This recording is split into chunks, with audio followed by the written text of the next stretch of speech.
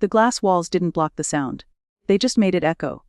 Every nervous laugh, every shuffled paper, every forced smile spilled into the corridor like a chorus of insincerity. Kira Jennings sat at the edge of the polished conference table, a leather folder in front of her, untouched. Across from her, two women pretended to soften the blow. One adjusted her pearl necklace, the other her glasses. Both props. Both shields. Their voices carried the tone of regret rehearsed in a mirror. Restructuring. One said, added the other. Words that pretended to be professional, but felt like dismissal wrapped in corporate perfume. Kira didn't flinch. She had counted the days to this moment. She had studied the way their gazes had shifted in meetings, the way her name had been omitted from presentations, the way silence greeted her when credit should have been hers. And weeks ago, when the wrong email landed in her inbox, she had read her own obituary in the company she built. Her heartbeat was steady now. They thought they were breaking her news. They didn't know she had already buried the grief, already planned the resurrection. Behind them, the skyline of the city gleamed. Glass towers stretching upward, built on ideas like hers, on late nights, on sacrifices. She remembered the first time she walked into this building 15 years ago, wide-eyed, hungry, carrying a laptop and a belief that innovation mattered more than politics. Now, politics had won. Or so they thought. Your contributions have been valuable, one voice said, sliding the folder closer.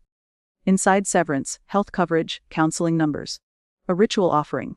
Kara's fingers rested on the cover, but she didn't open it. Instead, she looked at their faces, carefully arranged to hide the satisfaction. They expected tears, resistance, maybe anger. But not silence. Not composure. I understand, she said, her voice calm, almost kind. Relief flickered across their features like a switch had been flipped. They believed they had won. As Kira rose, she caught her reflection in the glass wall. Silver hair pinned neatly, eyes sharp, posture unbroken. Not a woman defeated. A woman waiting. Through the transparent barrier, she could see the executive boardroom across the hall. Victor Lawson, the CEO, was animated, gesturing at a slide titled Q3 Revenue Surge. She watched his mouth move. The same mouth that had taken her words, her creation, her brilliance, and presented it as his own to thunderous applause a year ago. To him she was background, a line in a report. But not for long. Kara turned. Folder tucked under her arm like a meaningless prop. Her heels clicked down the marble corridor, each step steady, deliberate. She passed younger employees whispering, eyes darting, pitying glances disguised as curiosity. At her office, she closed the door, exhaled, and pulled out her personal phone. Her thumb typed a single message. It begins. Friday is my last day. The reply came instantly. Everything is ready. Dinner tonight. Kira allowed herself the smallest smile. The end of one story was nothing but the opening act of another. The restaurant was dim, all soft lighting and muted conversations. A place where secrets blended with the clinking of glasses. Kira slipped into the private alcove at the back, where a lacquered wooden screen shielded her from curious eyes. Gregory Sullivan was already there. Precision Systems CEO had a reputation for patience, but tonight he looked like a man suppressing victory. A folder rested by his elbow, slim, elegant, dangerous. They actually went through with it. He asked as she sat. His voice carried disbelief, but not surprise. Kira nodded once, calm. 15 years, and I'm a line item on a budget spreadsheet. Greg let out a low whistle. Victor has always been short-sighted. But this is self-destruction. The waiter approached, poured water, vanished. Kira lifted the glass but didn't drink. Her mind wasn't on the restaurant or the man across from her. It was on the algorithm. The heart of everything. Her creation. Her lifeline. Her revenge. Months ago, when she discovered that TechVantage had never filed the patent, she had felt the floor shift beneath her. For days she carried the secret like a weight pressing on her chest, replaying every sacrifice. Missed birthdays, endless nights bent over glowing screens, the strain in her wrists from typing. All of it. Now one boardroom decision away from erasure. But instead of breaking, she planned. At her kitchen table, under the hum of a single bulb, she drafted refinements to the algorithm on her personal laptop. Each line of code carried her initials in the metadata, time-stamped, proof of authorship. She worked like a thief stealing back what was already hers. The folder on Greg's table, the culmination of that work, her patent, her protection, her power.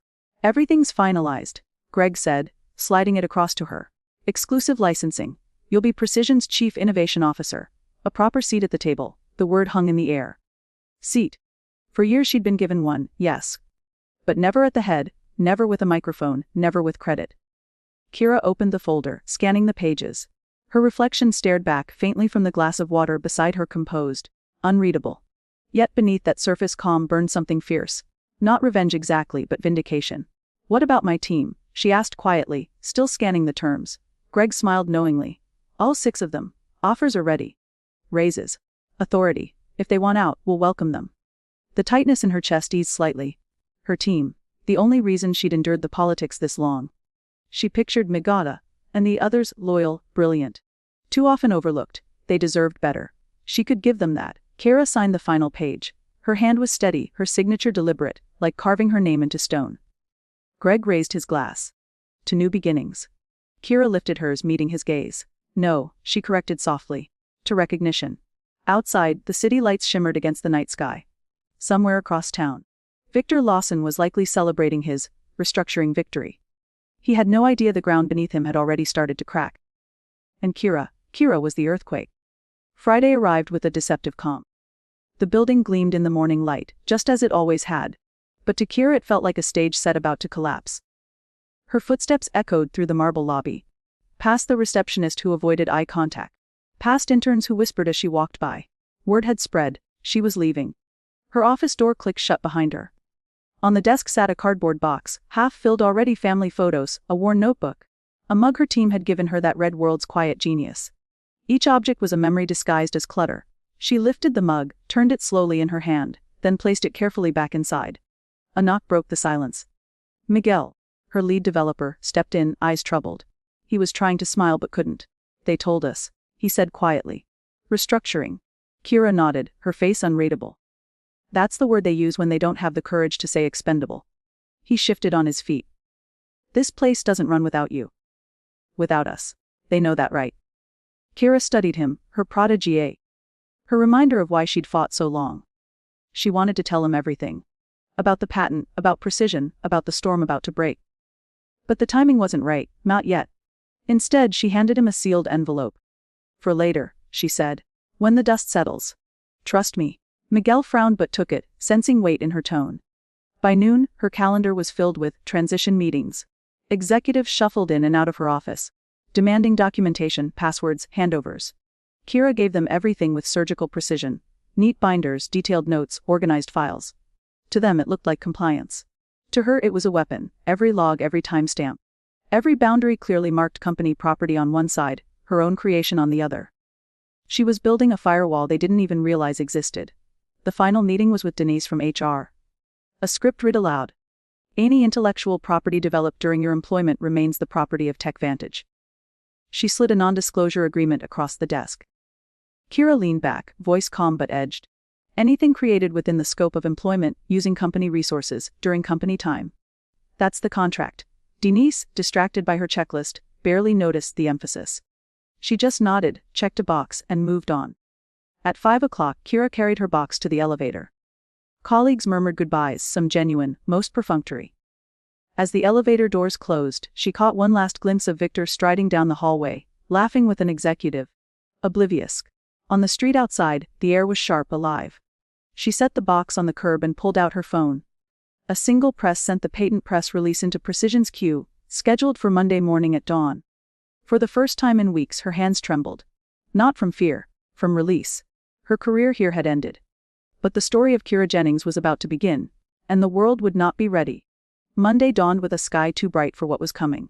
Kira stood in front of her mirror, fastening the last button of her charcoal gray suit. The fabric was crisp, new, uncreased by years of bending over keyboards.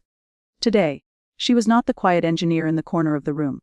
Today she was something else. Her phone buzzed. A single notification press release sent, 7:00 a.m. The message glowed like firelight. It was done. By the time the black town car pulled up outside her apartment, the ripple was already spreading. Trade blogs were posting headlines, industry forums were ablaze with speculation, and investors were refreshing their dashboards. At Precision Systems headquarters, a new brass plate gleamed on an office door. Dr. Kira Jennings, Chief Innovation Officer. But even as she stepped into that office, her hands running over the cool glass desk, she couldn't shake the shadow of 15 years. She could almost hear the muffled laughter from TechVantage's executive suite. The sound of her own name erased from slides. The applause meant for her invention but received by someone else. Memory and reality collided, a bruise pressed too many times. At 9:15 her phone buzzed again. Miguel, complete chaos. What did you do? Kira allowed herself a thin smile. She typed back, check your personal email. 6 offers, choose wisely. Her assistant knocked hesitant. Dr. Jennings. The board is waiting for you. She walked into the conference room, rows of expectant faces turning toward her. For the first time in her career, she wasn't the hidden voice behind the glass. She was at the head of the table. Greg gave a small nod, one part welcome, one part acknowledgement of the storm she had unleashed. Your algorithm changes everything. He said aloud, to the room, not stealing, not diminishing. It's ours now. Properly credited. Properly recognized. Recognition. The word almost broke her composure. But before she could speak, her phone lit up again. This time, a name she hadn't expected to see: Victor Lawson. The message was short, frantic. Kara. There's been a misunderstanding.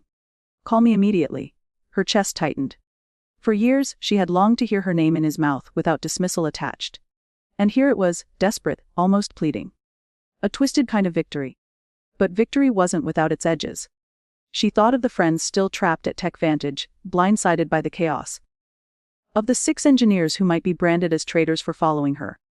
Of the ripple of lawsuits she knew would come, dragging her name through courtrooms and headlines. For the first time, she felt the weight of what she had set in motion. This wasn't just revenge or recognition. It was war. And wars consume more than they liberate. Her assistant's voice broke through the silence. Dr. Jennings. Kira straightened, sliding her phone face down on the table. The time for doubt was gone. The board was watching.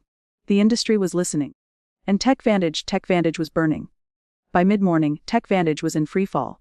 The first tremor hit the stock market, a sharp plunge, 7% gone before lunch. Then came the industry blogs, splashing her name across every feed. Architect of TechVantage's core algorithm joins rival, secures patent rights. Headlines like open wounds. But the real collapse unfolded inside their glass tower. Miguel's texts arrived like live commentary, Victor shouting. Legal brought in boxes of files. Marjorie looks pale. A minute later, board's on a call. Investors furious. And then, the one that made her pause. They just wheeled servers into the conference room. They're dissecting your code. Kira could picture it perfectly. Executives huddled around screens, hunting for a loophole that didn't exist. Her years of logs and timestamps stacked like bricks of evidence. Every piece of documentation she had left behind wasn't kindness. It was a loaded gun, proof that she had built the heart of their empire on her own time. At Precision's headquarters, she sat in her new office with floor-to-ceiling windows. Outside, the city skyline gleamed, indifferent to corporate implosions. Inside, her phone buzzed again, an email from Victor Lawson himself. Kira, let's not escalate this, please. I'm sure we can come to an arrangement. For a moment, she let the weight of those words sink in. Please.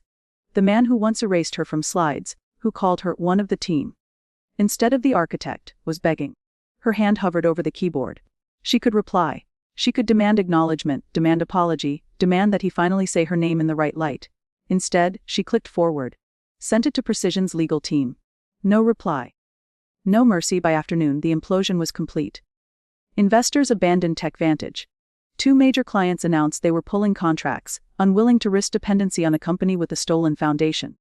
Employees updated their LinkedIn profiles en masse. The once stable empire was cracking, and the fault line had her name carved into it. But triumph carried an unexpected taste, metallic, bittersweet. Standing in her new office, surrounded by congratulatory messages, Kira felt not glee but a strange ache. 15 years of her life lived in that building, every late night, every exhausted smile at her team. And now she was the executioner of it all. Her phone buzzed again. Miguel, we're in. All 6 of us. Tell me when to start. Kira closed her eyes, relief and sorrow colliding in her chest. She had saved them. She had destroyed the place that tried to erase her. Both truths lived inside her, jagged and irreconcilable. At 4 p.m. Precision's board gathered to toast their coup. Glasses rose, smiles spread. Applause filled the room. But as the champagne fizzed in her glass, Kira didn't drink. She stepped to the window, watching storm clouds gather over the skyline. Behind her, Greg's voice rang out, to Dr. Jennings. The woman who changed the game. Her reflection in the glass looked back at her, older, steadier. Unflinching. She lifted the glass at last, but her whisper was for herself alone. It was never about revenge. It was about finally being seen. The city lights blinked on one by one, as if bowing to the inevitable. TechVantage was burning, and she was free.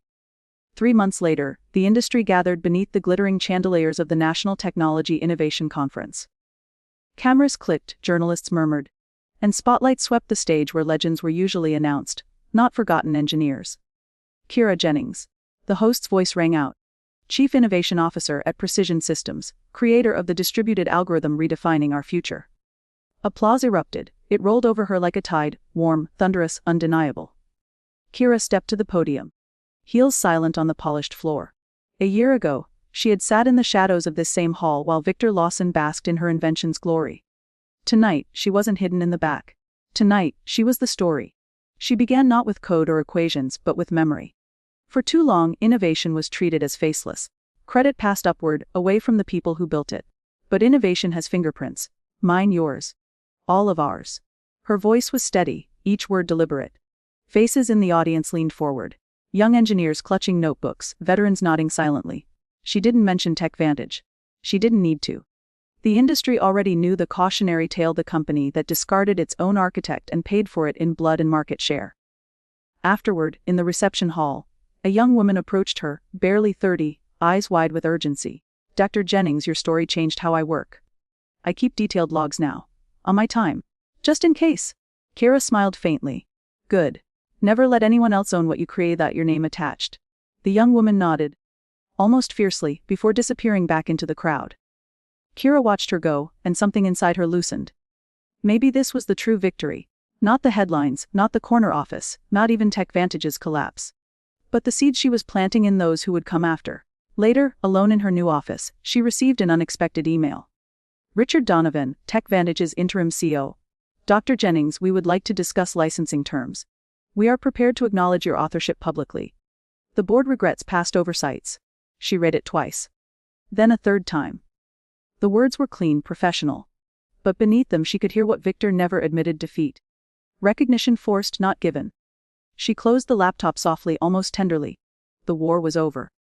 The victory was already written in the industry's memory, in the applause, in the name that could no longer erase. At the window, the city stretched before her, towers glittering against the night sky. For the first time in years, she felt light, unburdened. Not triumphant. Not vindictive, simply whole. Her reflection stared back at her in the glass.